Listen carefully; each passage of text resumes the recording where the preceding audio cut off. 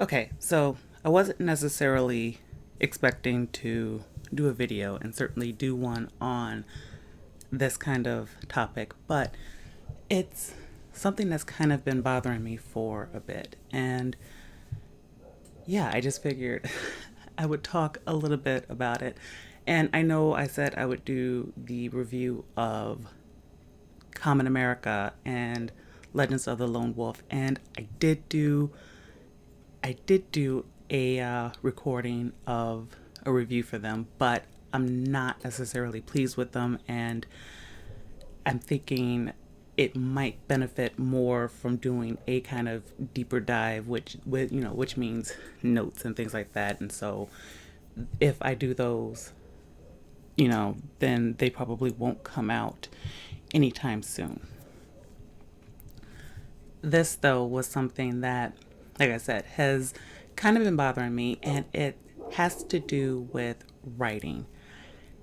Now, I love when people take risks. I love when people, you know, have an idea and they are exploring it. But I, I'm finding that I'm having a problem with this idea called a slow burn. And like I know what it's supposed to be, and it's the idea that you're building up tension and you're building up, drama, and you're taking your time with everything. But it's sort of like my feelings with first person storytelling. People, like, it's so rare that someone can do it genuinely and make it look good. Because a lot of what I'm seeing is, you know, slow burn. And slow burn essentially means, you know, forced drama. And forced drama to, yeah.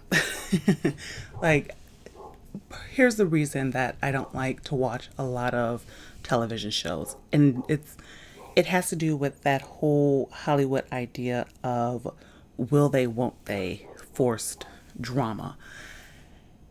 I don't like that. And, I could just be in the minority, but I really do think that the only reason people think that they like it is because we are saturated with that idea. Like the idea that it's cute that, you know, this couple that is going to get together at the end goes through all this drama, and most of the drama isn't even natural drama when you're honest. It's all forced drama. It's, they like each other, they want to be with each other, but then, oh, one suddenly gets a boyfriend, and or oh, he suddenly gets a girlfriend, and suddenly they can't stand each other, or they have a misunderstanding. And that misunderstanding is dragged out so long that, you know, you just get bored with it. And I find that to be incredibly lazy writing. Because here's the thing, great storytelling has a story to tell. And part of the reason I'm not really a fan of slow burn storytelling is because a lot of times, in order to make that slow burn happen, you have to drag out the drama, which means a lot of times there really is no story other than that drama. And when you rely on drama to tell a story, it, it can make you a little bit lazy. It can make you a bit rambly. I mean, it can essentially put you in a place where you can't get anywhere, kind of thing. And that is, like I said, that's not really good storytelling. That's really kind of incredibly lazy storytelling. Another thing that's kind of been bothering me, and this is, like an author once said that, they don't like to give too much information because they want that, like they want to build up tension for their readers, and you know, and the problem that I had with that is, you know, it would make sense if you had a story to tell your readers, and there literally wasn't a story to be told. It essentially amounted to a slice of life piece of fiction that, you know, is fine because I do enjoy slice of life. But if the story has a purpose And this is where sometimes, because, okay, slice of life is a very specific thing because it's a daily life. There is an overarching story, but you know that it's a slice of life. So you're looking at one piece of a person's life. So you're really looking at small chunks of a person's day. And maybe there's a story, there somewhere. But realistically, because it's a slice of life, you're not necessarily concerned or worried about the story. Versus if you're doing something that's a regular piece of fiction that's outside of, and most people aren't necessarily writing books, or stories or fan fiction or whatever about slice of life details. Therefore, the thing you have to concentrate on is the overarching story. What is the main goal of the story? What is the big thing that needs to happen? And sometimes, when you do this, and I should say this probably has a lot more to do with building relationships within stories. And yeah, I have to say that because I have mentioned numerous times I do write. So these are things that, I concern myself with. So it's not necessarily like, I'm just saying it just to say it. But, here's the thing. When you're telling a story, you have to be focused on that story. And, a lot of times that means setting up something. That means knowing the story inside and out. That means having all the details for yourself, because even if you don't put every single piece of detail, because there's probably never a time where I put every single piece of detail in my stories, but if you can't put the most important things that allow people to understand that the story is going somewhere, you eventually end up with people losing interest. Now, maybe you don't care because you have, maybe you have a small group of people who are dedicated to it and they don't mind that kind of like slow, or I'm going to stop calling it a slow build because it's not a slow build. It's essentially lazy writing. Maybe they don't, because there are people who don't actually care about lazy writing and they find that it, they find enjoyment in it. And, this kind of video is not for you if you like that kind of thing. But, you know, for most people who want stories, and, this also could be part of the reason that people are no longer reading, is because storytelling as an art has become a lost, it's a lost art kind of thing. There seems to be this lack of focus nowadays on actual storytelling, on, like everything now is about drawing out drama. No one sits and talks. No one hashes things out for the little things, because this is specifically for little things. Because I remember, and this was like a number of years ago, and it's funny because I never finish. Like, there are many times where I never finish the book, but there's always like something that just kind of sticks with me, for a long time. And, one of the books that I read talked about this idea of the great misunderstanding, and, basically calling it what it is, which is a writing trope. And as a writing trope, saying, don't fall into that trap. And essentially what that writing trope, the great misunderstanding, is, it's kind of what we're seeing a lot of in the storytelling. It's the idea of, you have two people together and, someone does something. And like, I'm trying to think of an example to kind of like ram it home. So it's basically like, okay, you have a guy and maybe his ex-girlfriend comes and has a conversation. And, of course the ex-girlfriend wants him back. And the new girlfriend walks in, finds them talking, and,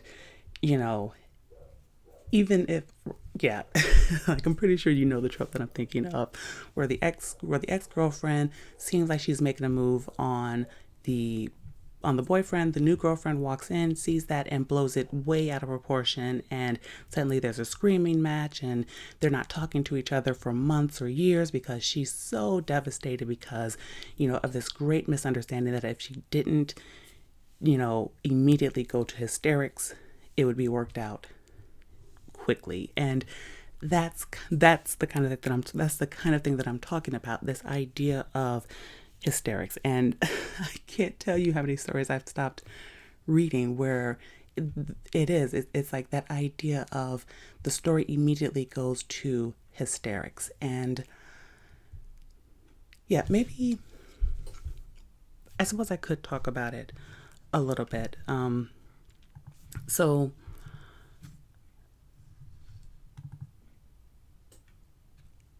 I get what's going on, and I think because a lot of times the hysterics come mainly because people are trying to do, messaging in stories, and I've talked about it before.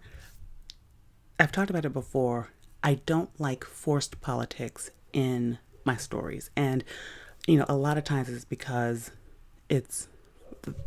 here's how I see forced politics. Forced politics is when your messaging is the story, and it's basically when you use the story to lecture about your brand of politics. And currently there's a lot of stories I don't read. There's a lot of authors I don't read anymore because they went from storytelling because, the creative world is left leaning. I accept that. I'm okay with that. It is exactly what it is, and normally I can get through it because the story is not about the author's liberalism. But currently everything has become this sort of lecturely style. This is what I believe as the author. I'm going to ram it down my readers' throats, and you will, believe what I believe, and I will lecture you until you get there, sort of thing. And that's not good storytelling. That's not why people purchase stories, because, what they want is a story that the story is important. And that's why I'm saying I have a problem with the slow burn. And yeah, so messaging. And I guess kind of, yeah, we can do a little bit of, because really the thing that I like about Common America, and I'll put it in front of you, is the idea of, the way that they package the messaging. And you can see the worldview that is influencing them. You can see, what they value as people.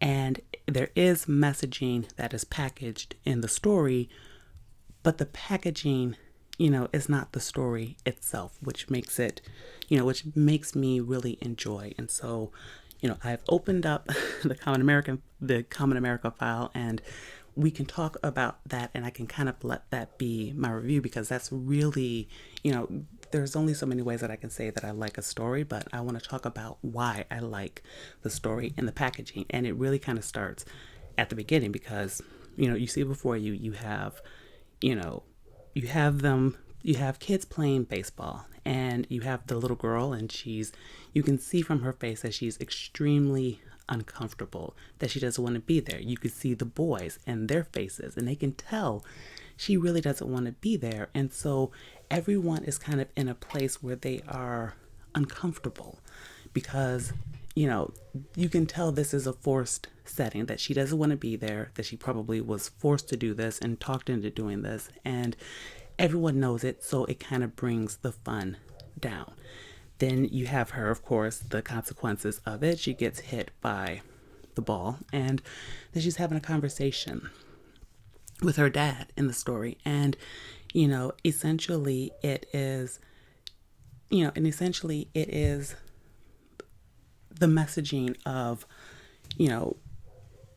don't force kids to do what they don't want to do, sort of thing. And, and how our modern messaging and Legends of the Lone Wolf, there was kind of a point in one of the stories too that also, was really kind of good because it was just like the messaging that it hit quick and it sticks with you, but you're able to go on because, the story is more important. So here you have, I do believe the girl is Carly. Yes, Carly. So you have Carly, and she's talking to her dad, and essentially, she's telling her dad what the teacher has told her. And the teacher, of course, would be, the feminist. She would be the modern progressive. She would be part of the people who tell, mothers and fathers that you can't tell your little girl she's pretty. You can't, you can't let your girl, and and I'm saying let with, the kind of like air quotes, because it's the idea of don't let your girl be who she is. If she is girly, if she likes dolls, if she likes, as Carly does, likes making clothing, likes things that are traditionally considered girly, don't let her do those things. Push her to do things that are considered either gender neutral or considered traditionally masculine, because it's necessary, because you can't tell your girls they're pretty anymore. You must tell them that they are strong. You must tell them that they are smart. You must make them, be obedient to this damaging kind of messaging that, takes girls from being comfortable in themselves and really kind of fills them with all kinds of insecurities because they're trying to fit, a square peg into a round hole, essentially. So the way that this story approached that kind of messaging, where she's explaining to her dad that, this is what the teacher says. She says that girls should do everything that boys do. And that, me wanting to make dresses, the teacher says that that's bad. She says it's not a good idea, and that, I need to do things like love the sciences and, like want to aspire to be like a CEO of a company and, put off getting married and put off having children, put off all the things that I as a girl like and would want to do.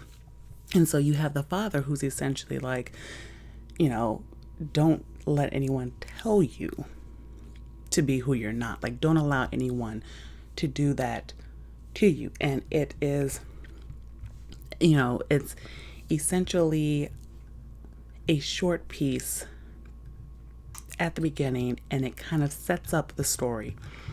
And that's literally all it does. It's not preaching. It's not forcing politics. It's essentially setting up the characters. It's letting you know Carly is who she is because these are the experiences that she has, and it's put up front, excuse me. And that's the kind of thing that really kind of makes for good storytelling. When you have,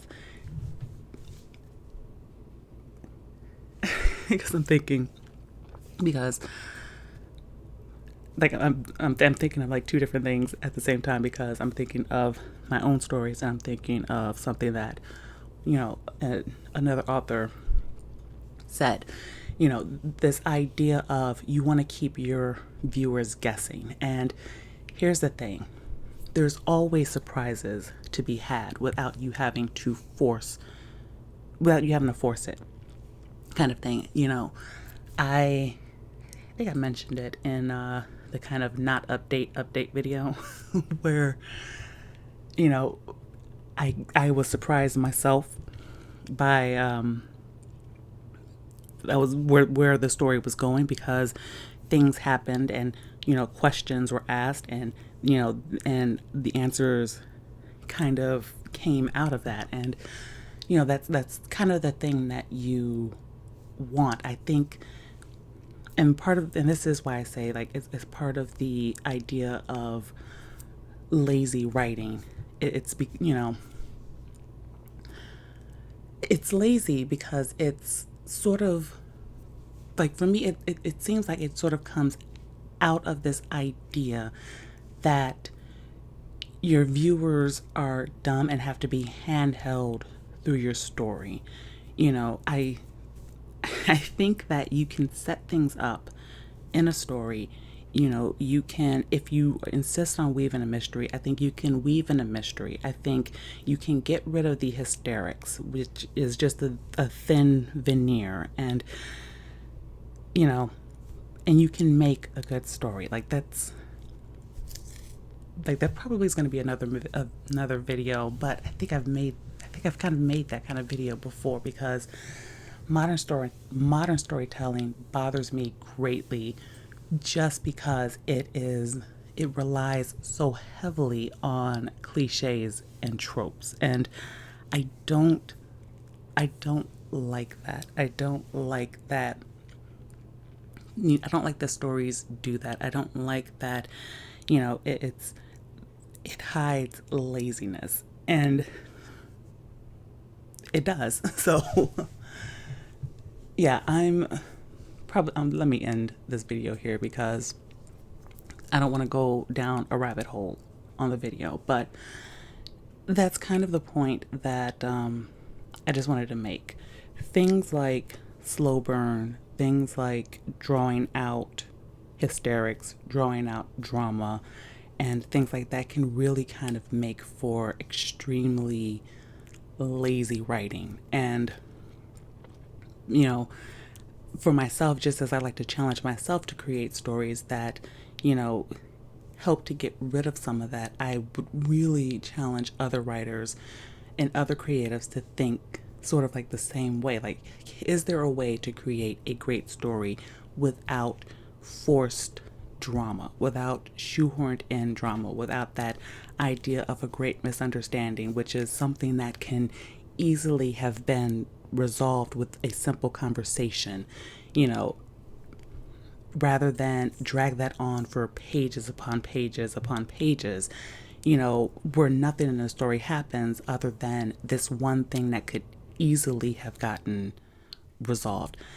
I know that people think like, oh, this makes it for great writing, and, you're going to make your readers feel the emotions, and they're going to feel the frustration, and that's, and you think that's a good idea because you think like that's building up tension, but it's lazy tension. And perhaps as creators, we need to stop with the lazy tension and the lazy kind of storytelling, and the lazy idea of let's just do things and force things in and arbitrarily, build emotions that don't need to be built, and let's get with actual good stories. Let's create things that have a amazing beginning, an amazing, middle, and a phenomenal ending, without worrying about a bunch of everyday drama that, in the grand scheme of things, has nothing to do with the story. And yeah, that's pretty much that. So